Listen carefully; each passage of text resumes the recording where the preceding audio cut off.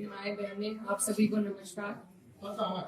आज बहुत ही भारी मन के साथ मैं आपके बीच में आई और एक घटना ऐसी घटी गांव में जिससे सब बहुत दुखी हैं, सब बहुत परेशान हैं।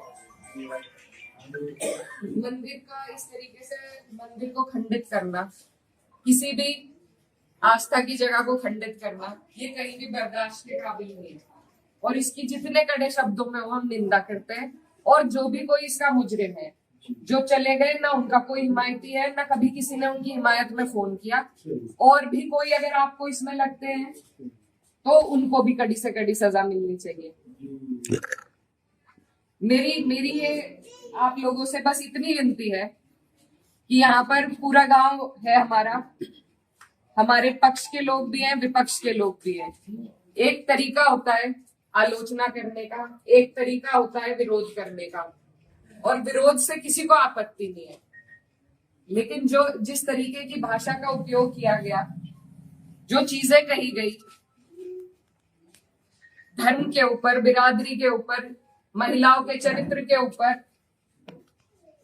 क्या हम पूरे देश में ये संदेश देंगे कि ऐसा हमारा समाज है, ऐसा हमारा इलाका है? ये मेरा आप लोगों से सवाल है।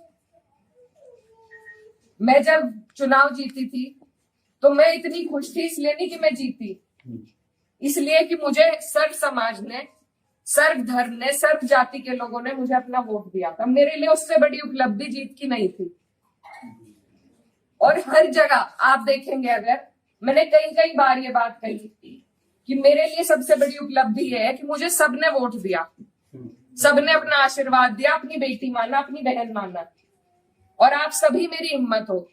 आज अगर इस तरीके की बातें हमारे क्षेत्र से उठेंगी तो मुझे बहुत तकलीफ हुई, शर्म आई मुझे कि मेरे अपने, जो मेरे मामा है, नाना है, भाई हैं, आज उनके बीच में ऐसी बात हो रही।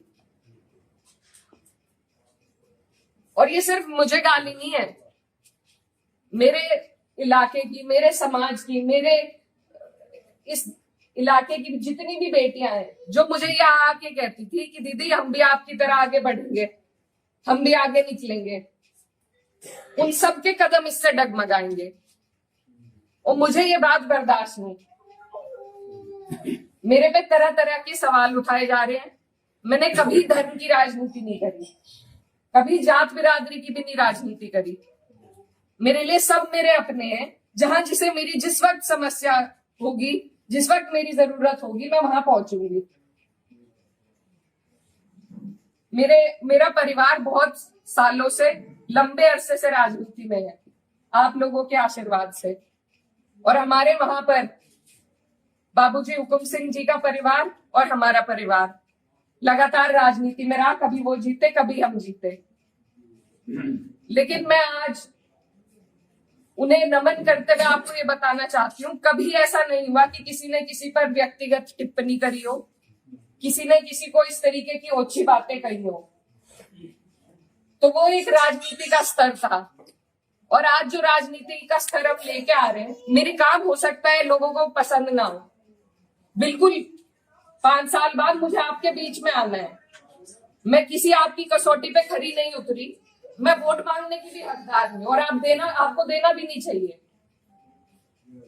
लेकिन अगर कोई आपके इलाके से कोई लड़की अगर हौसला कर रही है, आगे बढ़ रही है, तो क्या उसे गालियां मिलनी चाहिए? क्या मैं आपके समाज की बेटी नहीं हूं? ऐसी बातें रोज देख कर कि इन्होंने तो धर्म बदल लिया था, ये तो सब हमारे इतिहास का हिस्सा है। इसका जवाब मैं दे सकती हूँ या कोई और दे सकता है क्या? मुझे किसी ने कहा कि अपने पिता की तरह कभी कभी खनक आती है आवाज में, तो मैं वो बात बदल नहीं सकती। मेरे खून में शामिल है, बिरादरी भी खून में शामिल है। निकाल लो, आप निकाल लो मेरा खून।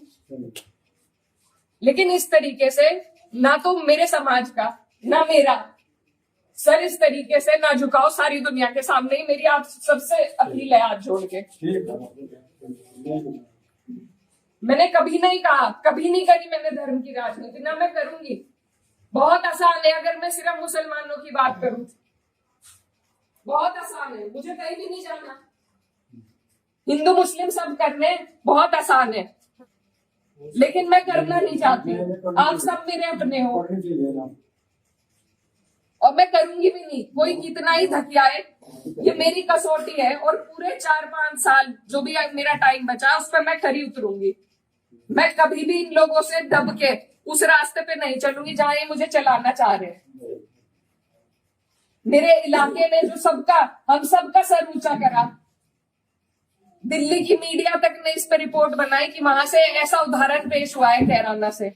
ये उस उदाहरण को तोड़ने की और सिर्फ अपने लालच की, सिर्फ अपने लालच की राजनीति में जो लोग इस तरीके से समाज को तोड़ रहे हैं, तो वो पहले मेरे पत्थर मारे, मुझे गाली दे, मैं सबसे आगे रहूंगी, लेकिन मैं इस काम से हटूंगी नहीं।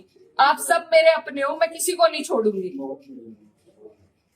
और ये जो लोग हैं, जो बात अभी मामा जी ने कही कि ये जो लोग हैं जिनको आजकल महापुरुष की उपाधि दी जा रही है, महापुरुष अगर कोई है तो बाबू हुकुम सिंह जैसे लोग हैं। ये नहीं है जो समाज को तोड़ रहे हैं, जो हिंदू मुस्लिम का विवाद पैदा कर रहे हैं।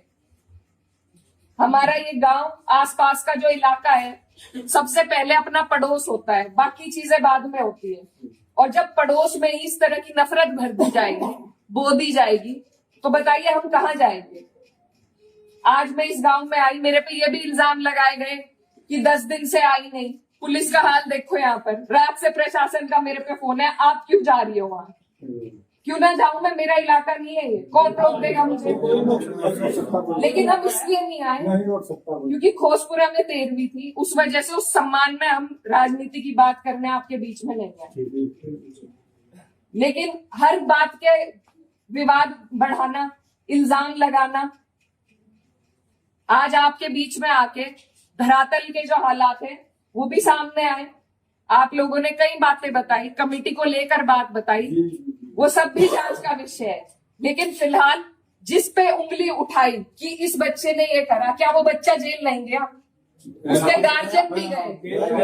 अगर मैंने हिमायत करी, आप मेरे 10 जूते उठा के मारो। उसी दिन वो लोग जेल गए, उनके गार्जियन जेल गए। और अगर और भी कोई होता, कोई भी हो, मुस्लिम हो, मेरे परिवार का हो, मेरा सगा हो, कोई ऐसी हरकत करेगा तो उसे सजा मिलनी चाहिए और कड़ी से कड़ी सजा मिलनी चाहिए। ये प्रशासन आपके बीच में है, आप इनसे पूछ सकते हो। अगर मैंने हिमायत में किसी से भी फोन करा हो कि नहीं उन्हें छोड़ दो, वो मुसलमान है, लेकिन मुझे इतना अफसोस हुआ कि